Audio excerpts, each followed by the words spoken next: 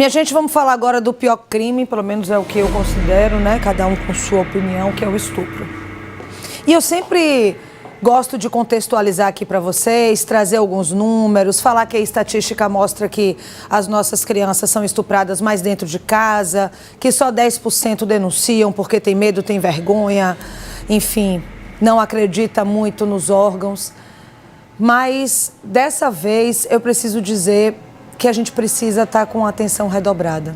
Porque, infelizmente, gente, as nossas crianças estão sendo cada vez mais violentadas. Isso nos tira do eixo. Esse é o tipo de notícia que eu não gostaria realmente de dar, principalmente quando a idade é tão baixa como essa. 10 anos de idade. É uma infância destruída, é uma vida marcada para sempre. Quem está comigo aqui é o repórter Lucas Moura, somente esse período, né, Lucas, de final de ano, que a gente reflete muito sobre vivências, as reflexões que a gente faz, um período em que essa criança devia estar recebendo brinquedos, amor, afeto. Conta os detalhes de onde isso aconteceu, como aconteceu e como é que esse crime foi descoberto. Boa noite.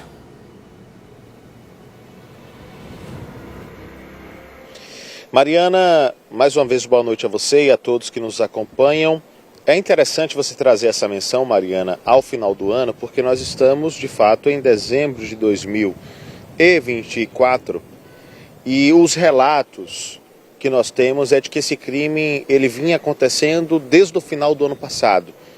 Então, exatamente em um período de final de ano, mas mais precisamente no final do ano passado, o crime começou a ser praticado e vinha sendo praticado.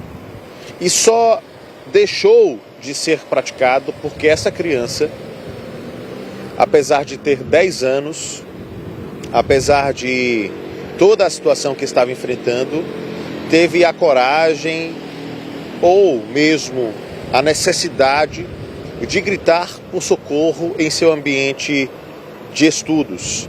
Foi na escola que ela teria contado para pessoas que lá trabalhavam que estava sofrendo violência sexual e que o autor dessas violências, desses atos de violência sexual, era um colega de trabalho do próprio pai. A polícia foi acionada pela escola, também foi acionado o conselho tutelar, que deu início às diligências necessárias. A polícia ouviu quem tinha que ouvir, reuniu provas e finalmente representou pela prisão temporária desse homem, colega de trabalho do próprio pai da criança, que é o grande suspeito de ser o autor desses atos de violência sexual contra uma criança de apenas 10 anos.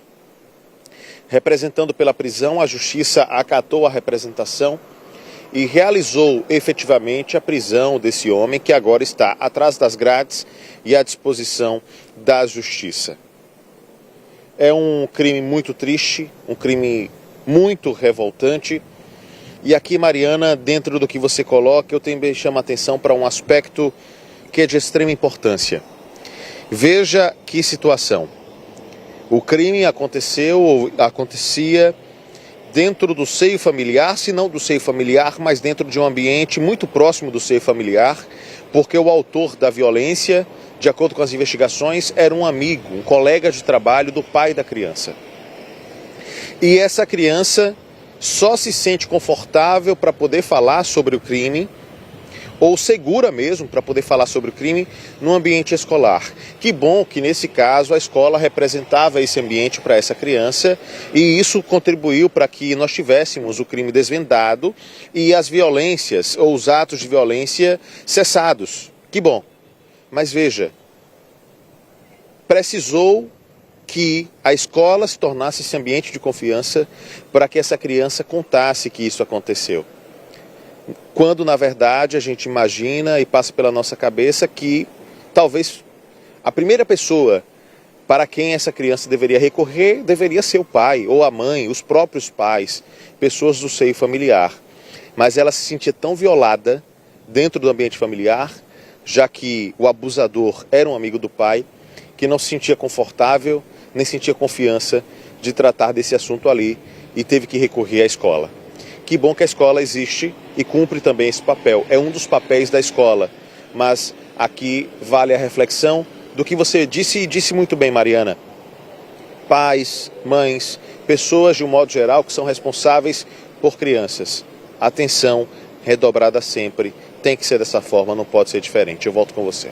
Te agradeço, Lucas, pelas informações, parabenizar todos os envolvidos nesse caso, que não silenciou a voz dessa criança, professores, educadores, diretores de escola. Esse não é o primeiro caso que a gente mostra aqui, em que a criança se sente segura justamente na escola.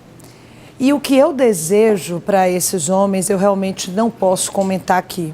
Foge um pouco, porque um homem que abusa de uma criança, eu não sei, vai preso, muitas vezes não participa de grupos reflexivos, não vai despertar a consciência do estrago que ele fez na vida de alguém, vai cumprir um tempo de pena e possivelmente comete de novo o crime, porque a reincidência é grande.